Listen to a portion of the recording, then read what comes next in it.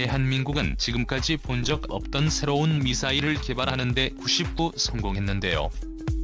머지않은 미래에 한국 공군의 KF-21 보라매가 중국과 일본의 항공모함을 정확하게 겨냥해단 한 발을 국산 미사일로 침몰시킬 수 있는 기술력을 보유하게 될 것이라는 주장이 나왔습니다. 해군 전문 매체 네이비 뉴스는 KF-21 보라매가 사용할 초음속 공대함 미사일에 베일이 벗겨졌다고 말했는데요. 이 매체에서는 한국의 KF-11 보라매가 사거리 400km한 국산 공대공 미사일인 미티어 외에도 구축함과 항공모함을 타격할 램제트 장착형 대함미사일을 개발 중이라고 밝혔으며, 여기서 멈추지 않고 공대함 미사일 개발과 함께 지상을 타격할 공대지 미사일까지 동시에 개발된다고 합니다. 영상의 출처는 대고구려 제고 국산 램제트 방식은 기존의 미사일 방식과는 완전히 다른 기술인데요. 탄두 부분에 흡입구를 통해 공기가 들어오게 되고 내부에 램제트 특수 형상을 한 구조물을 통과한 후 급격히 좁아지게 하여 공기를 압축하게 됩니다. 그럼 이 압축 과정에 내부의 고체 또는 액체 연료와 반응할 수 있을 만큼 공기의 온도가 증가하는데요. 연소실에서 연료가 연소되면서 기존 미사일보다 3배 이상 빠른 엄청난 추진력을 얻는 방식입니다. 이런 원리로 개발된 한국형 공대함 미사일은 지금까지 개발된 국산 미사일 중 스펙이 가장 뛰어나인데요. 현재까지 알려진 바로는 마하4 이상의 속력으로 비행하는 동시에 램제트 엔진만이 가능한 고도화된 시스템이 회피기동이 가능하여 적 함대 입장에서 보면 지옥과 다름없습니다. 포착도 못한 채 어디서 날아오는지도 모르는 KF-22 전투기의 공대함 미사일 한 발로 침몰하게 되는 것이니까요.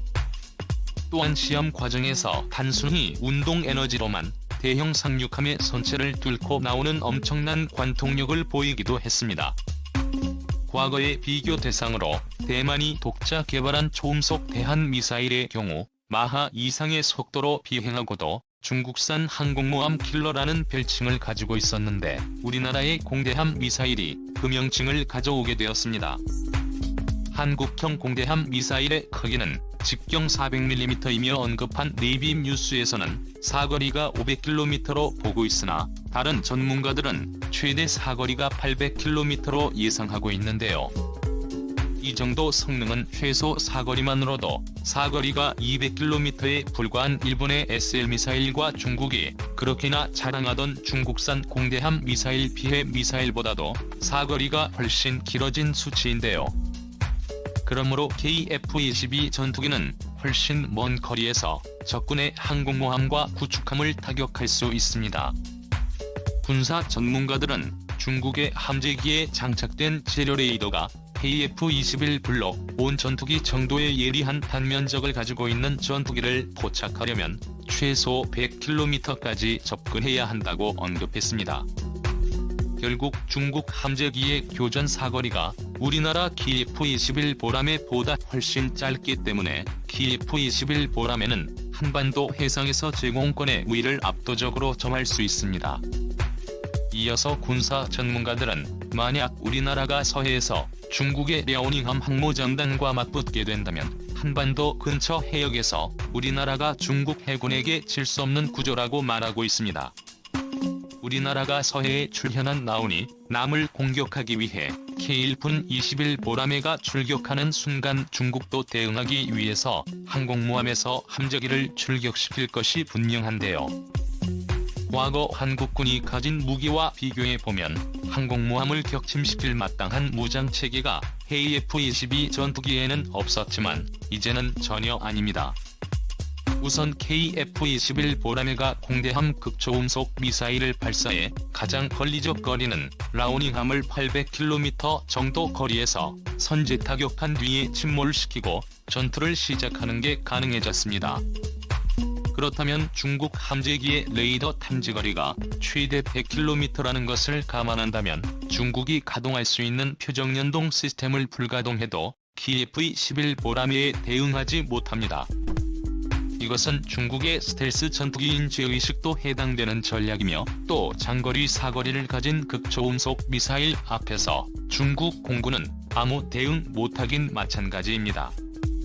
마사의 속력과 적응 비행으로 요격이 불가능한 국산 초음속 미사일이 라오닝함을 타격하고 자연스럽게 랴오닝 항공모함이 침몰될 것이며 제2호 함재기들도 바다에 수장될 것이죠. 전쟁이 이렇게 간단하지는 않겠지만 공개된 레이더 탐지거리의 속도 무장의 사거리들을 종합해볼 때는 미사일 스펙상 이런 간단한 시나리오가 나옵니다. 이러한 항모 킬러 한국형 공대함 미사일은 순전히 우리나라 K-21 전용으로 나올 것으로 예상됩니다.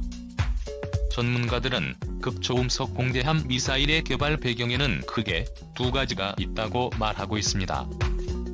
초음속 공대와 미사일 개발을 하게 된 결정적 요소 중 하나가 KF-21 보람의 파기는 다각화는 물론 화력 증대로 지상과 해상 공중까지 모두 섬멸하겠다는 한국 공군의 의지를 담고 있는데요. KF-21 보람에는 국산 전투기이기 때문에 우리가 개발한 각종 미사일을 마음대로 장착할 수 있게 됐다는 것에서 우리 연구진에게 동기부여되어 국산 미사일 개발이 순식간에 가능했다고 보고 있습니다. 결정적인 이유로는 미국의 캐리 F-20에 보람의 탑재용 미사일인 공대함 미사일에 대한 승인 불허에서부터 시작되었습니다. 원래 우리나라는 미국산 전투기용 미사일을 통합할 준비를 하게 되고 KF-21 보람회와 미국산 미사일의 체계 통합이 준비되려 했지만 되려 거부되었는데요. 이로 인해 서로 다른 유전자를 가진 항공기 레이더와 공대 본부장의 통합은 기술적으로 난제일 뿐만 아니라 예상하지 못하는 외교적인 걸림돌도 항상 염두에 두어야 했습니다. 그 예로 한국은 미국산 항공기 플랫폼의 제약에서 벗어나기 위해 시기회 공격이 가능한 미사일 유도형 지령 송신기를 자체 개발해내는 데 성공했습니다. 영상의 출처는 대고구려제국TV 또한 자국산 항공기에 국산 미사일을 탑재하기 위해 독자적인 항공 장비도 구축하기 시작했죠. 이러한 장기적이고 독자적인 무기 플랫폼을 위한 세계적인 관점에서 볼 때 KF-21 보람에는 자체 개발한 공대함 극초음속 미사일이 가장 필요한 이유가 존재했고 공대함 미사일을 개발하는 과정에서 비슷한 원리를 지닌 공대지 미사일까지 나오게 된 것입니다. KF-21은 누구의 허락도 없이 우리만의 무기를 장착할 수 있고 자주 국방으로 한 발짝 나아가는 것입니다. 두 번째로 러시아의 미사일 기술 이전이 큰 도움이 되었습니다. 구소련이 해체되었을 당시 소련의 군수회사들은 외국과 군사기술 이전 협약을 자주 맺었습니다. 이 때문에 무기와 기술이 주변국으로 많이 흘러들어가게 됐는데요. 당시에 우리나라 역시 불곰 사업을 통해 러시아의 무기 기술들을 습득할 수 있었습니다. 우리나라는 2005년부터 초음속 대함 미사일의 개발을 시작하여 2015년 개발 완료를 목표로 했었는데 그 개발 모델이 바로 세계 4대 초음속 대함 미사일인 러시아의 108마운트였습니다. 재원을 간단히 살펴보면 한국형 초음속 미사일의 속력과 거의 비슷한 성능을 가지고 있는데요. 오래전 9세대에 개발되어 비록 한국산 최신형 램제트 엔진보다 성능은 한 단계 낮지만 고체 로켓 부스터와 램제트 추진을 병용하여 거대한 크기와 중량에도 엄청난 속도를 자랑합니다. 또한 야훈트 기술은 우리나라 공대함 미사일에 탑재할 램제트 기술의 기초적인 기반이 되었고 다른 나라들이 이 기술을 개발하려면 몇십 년이 걸릴지 모르는 상황을 단시간에 줄여서 이 초음속 대함 미사일 기술은 우리나라가 기술료와 자문료를 지불하고 기술 이전이 이루어졌기 때문에 대외 수출 시에 러시아의 눈치를 보지 않아도 되는데요. 여기에 우리나라의 반도체 기술과 IT 기술력을 접목해 완전히 다른 우리만의 국산 램제트 엔진 탑재형 극초음속 미사일을 가질 수 있게 됐습니다.